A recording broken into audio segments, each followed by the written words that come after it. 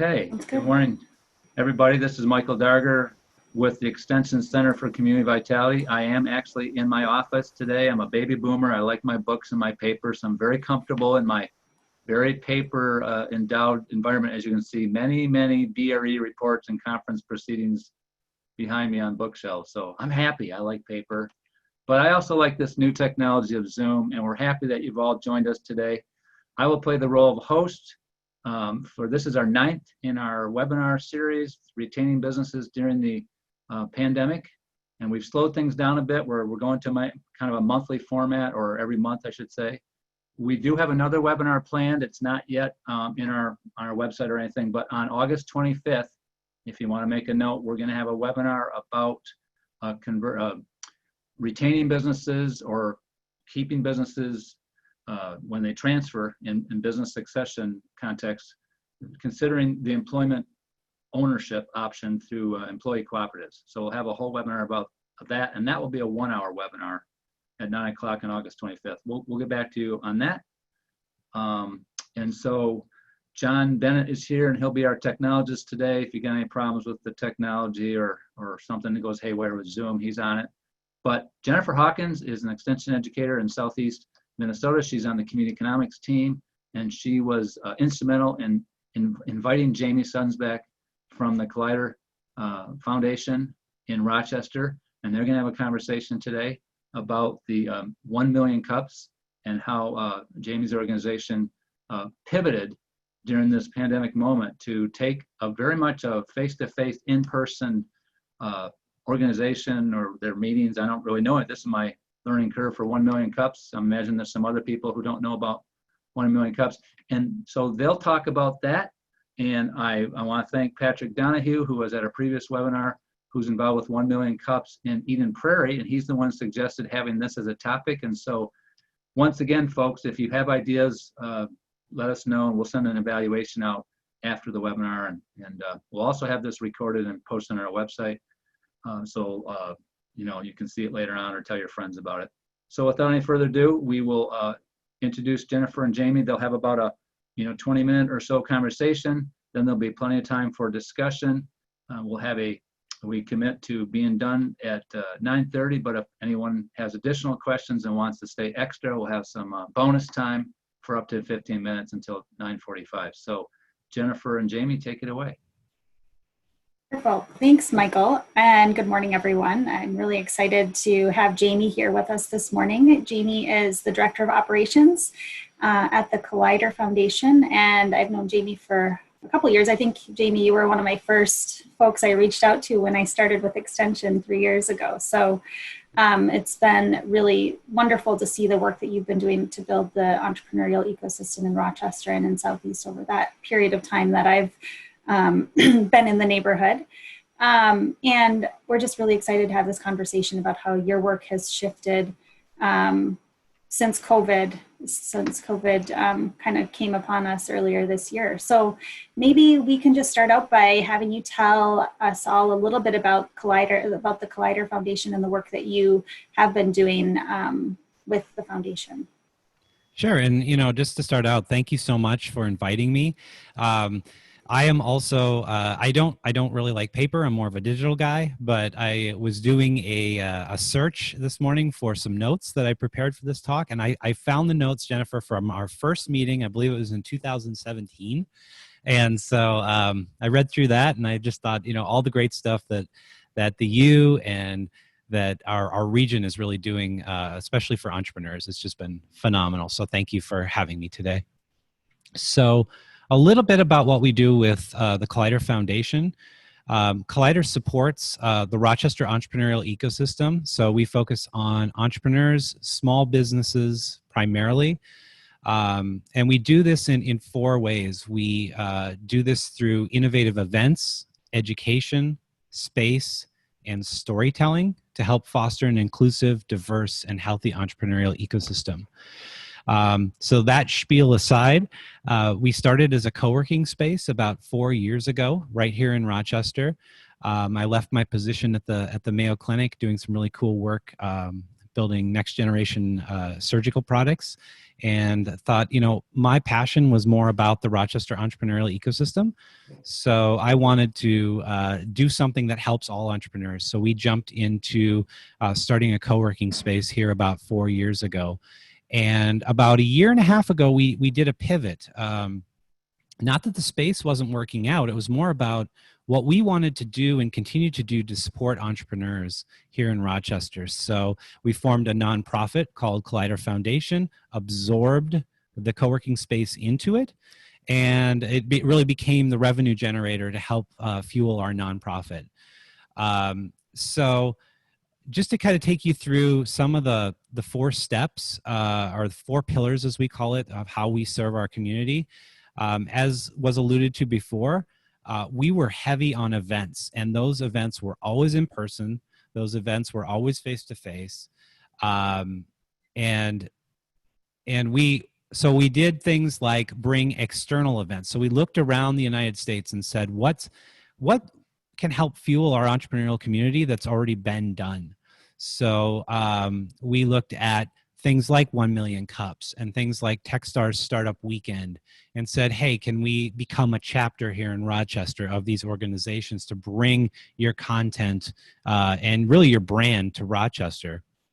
We also create Rochester-specific events that can range from our walleye tank pitch competition for the life sciences to various meetups around tech and other things.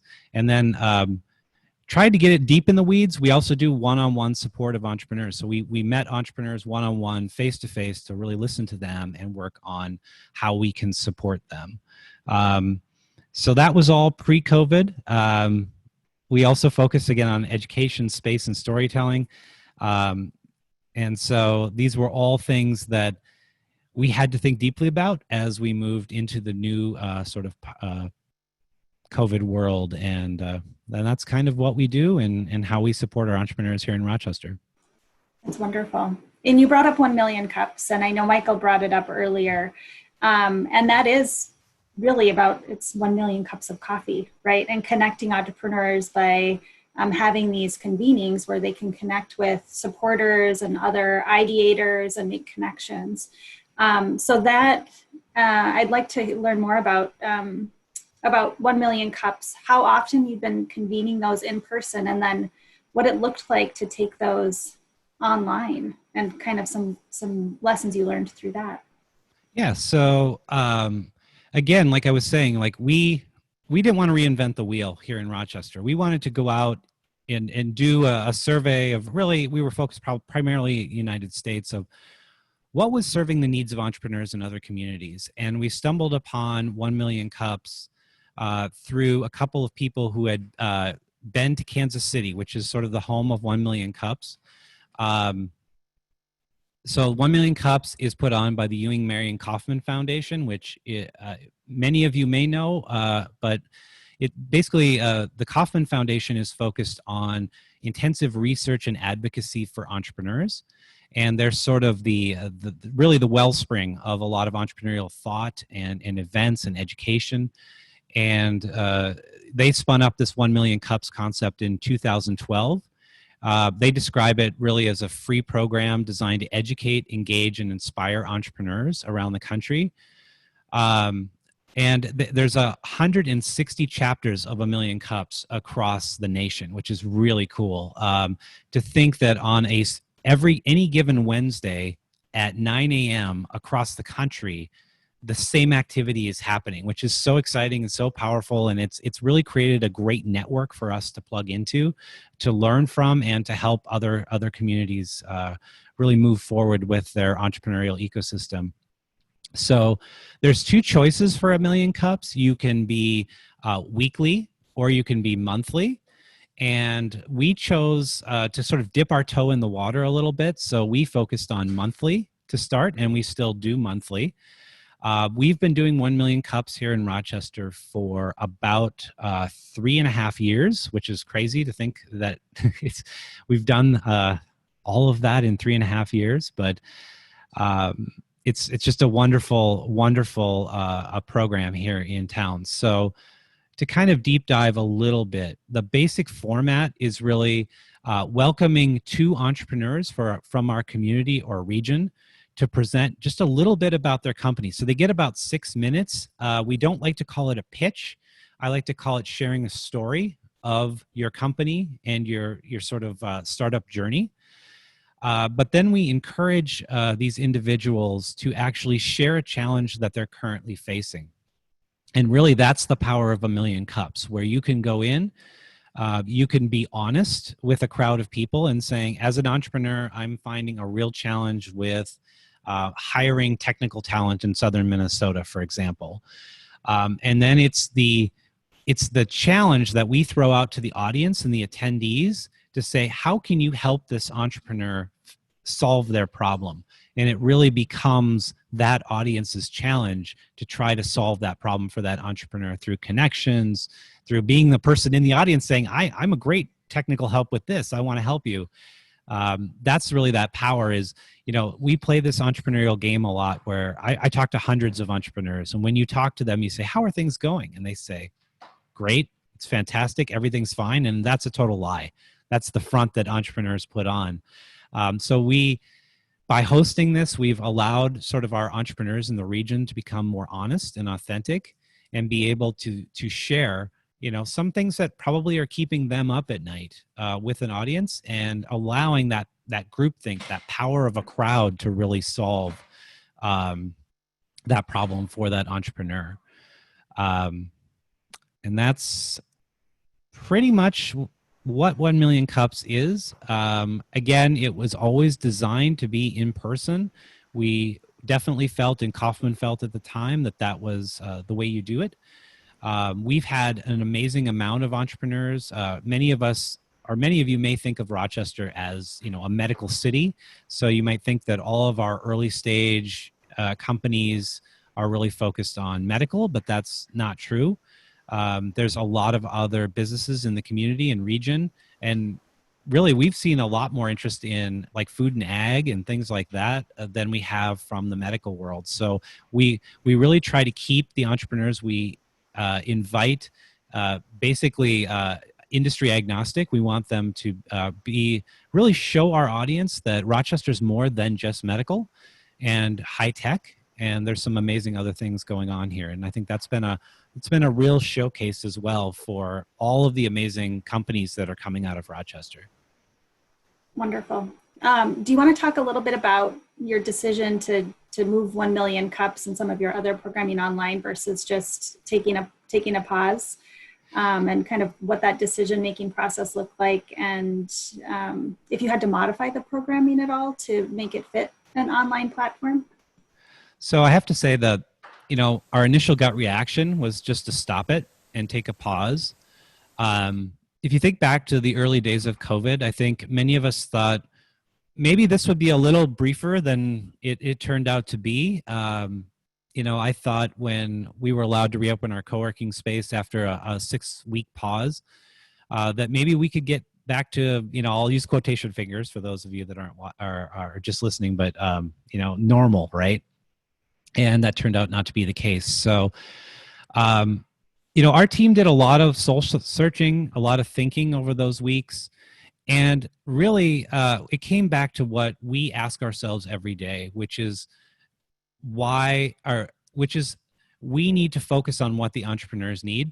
And we took a lot of our inspiration from our entrepreneurs. They didn't stop. They didn't shut down their businesses. They didn't go home and do nothing for 6 weeks. They kept plugging and chugging and doing what they do best to survive. So as ecosystem builders, people trying to help these entrepreneurs, we took a lot of inspiration with that and said, well, we can't shut down either. We've got to pivot. We've got to find a way to make this happen. And the Kaufman Foundation was actually very, very supportive. They offered free Zoom accounts to all of the 161 Million Cups chapters to help transition with online. They had a lot of experts. We have regional sort of contact points with people here at Kaufman, and they were fantastic about checking in with each of our chapters and kind of helping to guide us as we made this transition online. So it definitely wasn't done in a vacuum. It was done with the amazing support of the Kauffman Foundation. And then at the same time, for me personally, I run a co-working space here every day in Rochester. And this is not moving online. So we have so many remote workers in our co-working space. I've watched them for 4 years use tools like Zoom and Google Meet and all of these other tools to basically do their job every day. So I've learned a ton from them. In fact, those are the people that when you say we have challenges, kind of moving online, they all roll their eyes and say, well, of course, like I've done that 3 or 4 years ago. So I took a lot of inspiration and got a lot of support from them as well. So we made the decision ultimately to transition online. We kept the format pretty much the same. We knew that, just reality is attendance numbers would be down. But we felt that we wanted to continue because the worst thing we could do is just shut this down and really lose all these great entrepreneurs and supporters that really had been our core audience. So again, I don't think we did much at first to change the format because we wanted to have it as something that was familiar to people. I can tell you that there's a lot of benefits to transitioning online. One of the things that is difficult in the location we're in, which is One Discovery Square here in downtown Rochester, was some people would always complain that they couldn't see the slides very well. Well, when you're sharing a screen in Zoom, you can definitely see those slides. And then I think we were really blown away with almost seeing a different audience online. So, you have your sort of raving fans of A Million Cups, and they'll digest it however you present it to them because they just love the format and they love to participate. But we started seeing a lot of people that we hadn't seen before, and in building a very different audience and not a local audience. We were starting to see people from the region join us. We were starting to see people from all over the United States would sort of pop in and just see what's going on. And that's sort of I think a big lesson learned that, you can't just take something and move it online and keep it the same. You've got to really think about the audience that you're presenting to, and a real advantage is that this audience may now be on a global scale or on a national scale. And that's a great opportunity to showcase all the amazing things that are going on in your communities. Absolutely. Absolutely. Yeah. Sometimes doing things differently opens us up to those insights and ahas and the improvements that shift can have for our work over the longer term. So do you think that any of these aha moments or things that you've learned by bringing it online will change your work going forward, assuming at some point we can feel good about meeting and feel safe meeting in person again? What are your thoughts on, what you might move forward with and maintain as a way of doing your work? So I think a lot of what we're thinking about, and it's funny that we're talking about the topic of 1 million cups because we're actually pausing our 1 million cups next month. So I'd love to invite you all to be part of 1 million cups next month, but we decided to pause and collect the data that we've, from the last 3 or 4 sessions that we've held online. And at the same time, Kauffman is putting on a 1 Million Cups Organizers Summit for about, I think it's 2 or 3 days here coming up in August. So that's just a huge time commitment. So we decided to get the team to, sit down and go through that. And of course, that's virtual as well. And we really wanted to start brainstorming and thinking about how we start to return to a semblance of normal. And what we've settled on is trying a hybrid approach. So in our location, which again is One Discovery Square downtown here in Rochester, there's a big outdoor patio area. And actually this week, a couple of our team members, we went for a walk and we said, could we re-envision a socially distanced live in-person outdoor event for 1 Million Cups, but at the same time, keeping that hybrid model of being able to, have a really good camera there and be live streaming it out as well. And then, it also provides a safety. If it rains, we can just make that call in the morning and then continue to have it virtually. So we think the hybrid model is what's going to work in the future. There's a ton of challenges with that. You know, you need good bandwidth, you need good equipment, you need good sound. It's definitely a challenge, but it's nothing that many communities can't find someone to help them with that and get them on their team. So I think we were able to do that very well. So, you know, and it's not just a million cups. We're looking at pushing a lot of our content online, from our entrepreneurial events to our entrepreneurial education that we offer. And really, like I was saying when we started, right before we started, I didn't know anything about sort of doing things on the web prior to COVID hitting. I mean, I know a little to be dangerous, but not enough to be an expert. And I really highly encourage you, if you're interested in moving, you know, what you're offering online, really consider your audience first. Ask them what they're looking for. Ask them how they would like to engage, because just creating something to create something is probably not going to work. The other thing I've learned is look to, and this is weird for older people like myself, but watch YouTube. Go on YouTube and find the biggest YouTubers and find how they do things, how they deliver content, what their style is. I had my 15-year-old daughter help me. I said, who do you watch on YouTube? Who are the big influencers? And she said, watch these 3 people.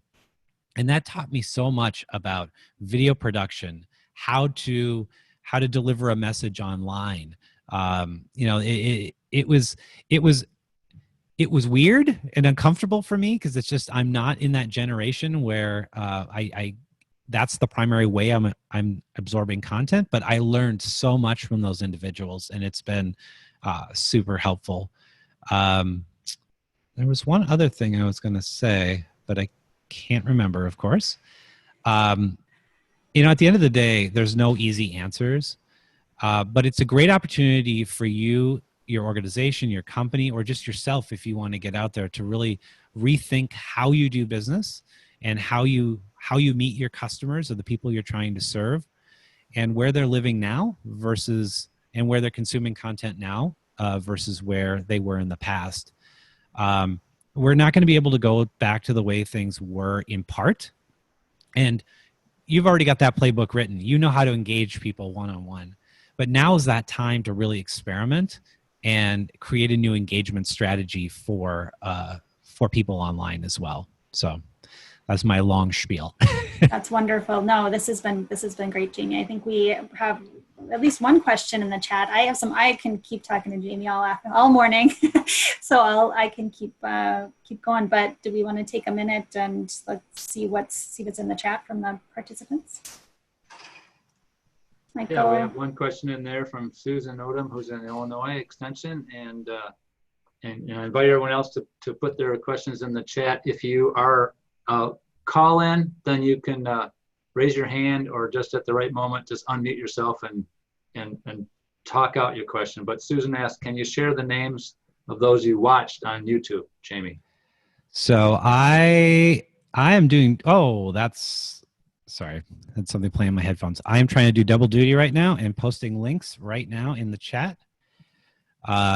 So the first one that I love, and I've loved for years, is This Week in Tech. Not primarily YouTube, but it's a platform about different shows talking about technology, but it's produced in a very professional studio.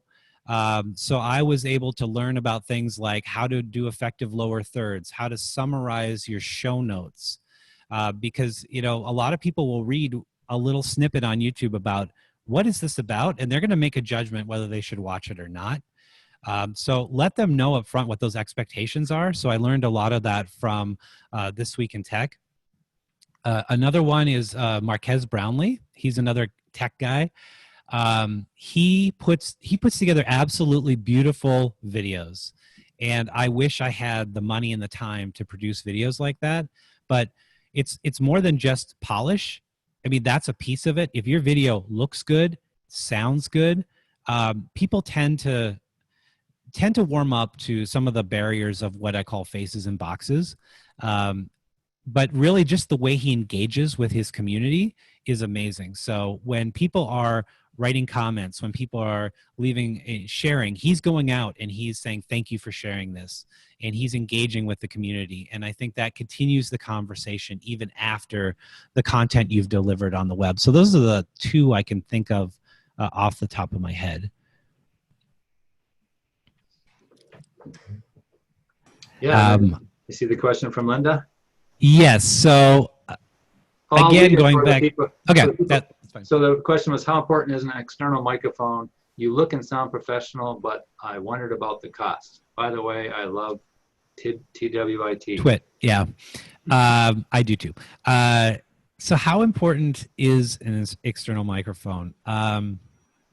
You know, it's not critical. But again, how you sound and how you look really does help keep everyone's attention. We were fortunate enough to have these available. We have a podcast studio within our co-working space. So we sort of use these, the mics and the preamps that you have to buy and the digital converters. I would say if you go out, there's a product called a Blue Yeti, which is a USB microphone that you can pick up at a Best Buy or on Amazon for about $150. It plugs right into the USB port on your computer. That's going to change the game for you. Like, you will sound so much better. You don't need a pro level mic like this. You don't need any other equipment. I think starting with that Blue Yeti is great. Another thing is just having a better webcam. Right now, unfortunately, I'm talking to you from my iMac webcam, which is a little bit lower resolution. But you definitely want to have a better webcam. They're super hard to come by right now. I've even seen companies like Logitech, which is a primary maker of webcam technology, actually hiking their prices because they know that people will pay for them. But I definitely recommend a higher end webcam. And then bandwidth. You need fast internet.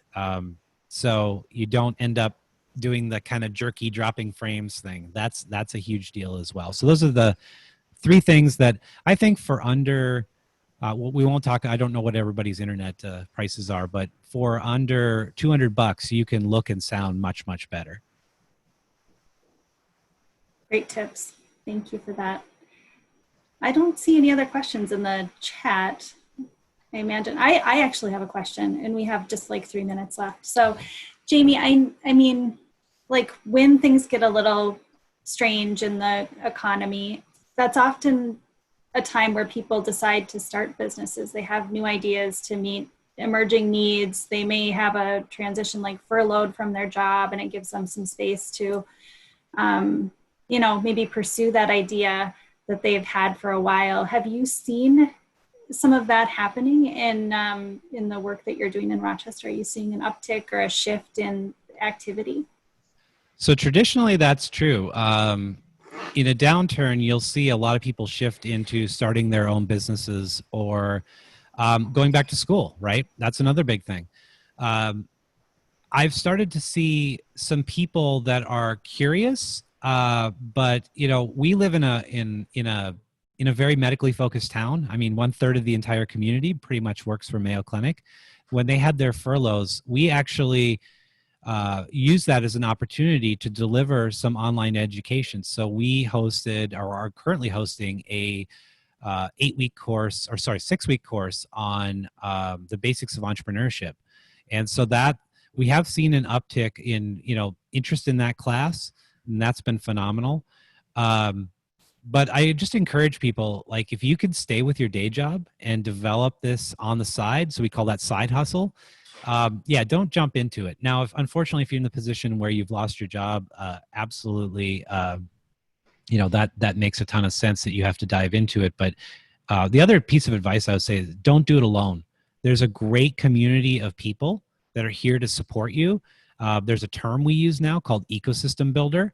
Those people like myself and Jennifer, people who are really passionate about helping entrepreneurs get solutions to the information or to the questions that they have and the problems they have, much like 1 Million Cups. We do that every day for our entrepreneurs. So we've seen, like I said, a little bit of an uptick.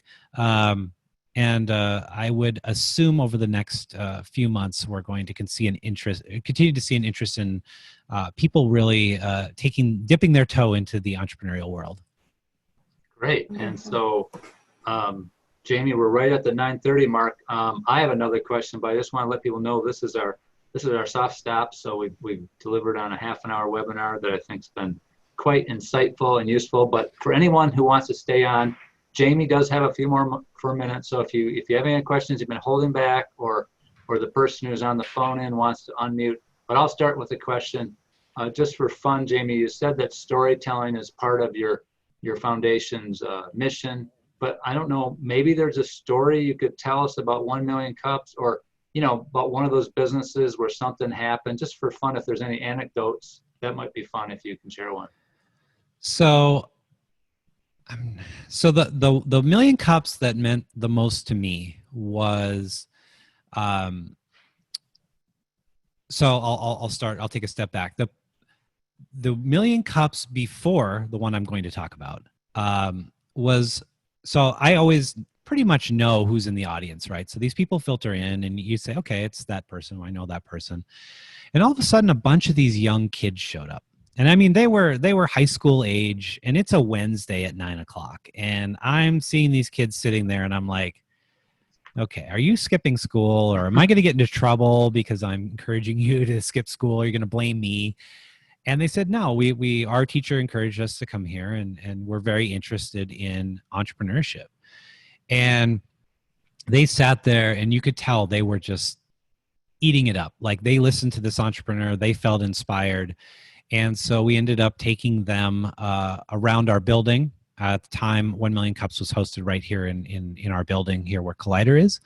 And they went around, they met the residents, or the members of Collider Coworking, and they started working with various members in a mentorship role, working on a business. And then they ended up joining us for our startup weekend, and they kept continuing to work on business ideas. And in the end, they ended up launching a business, and many of them were still in high school. And it was really a service that you could engage high schoolers to come shovel your driveway, mow your yard, do odd tasks. And it was called Favor. And they took it, they ran with it, and it was just amazing that they could sit there and be inspired by what was going on with 1 Million Cups, jump into it, engage with our community, and then a year later actually stand up at 1 Million Cups and actually talk about their company with the community.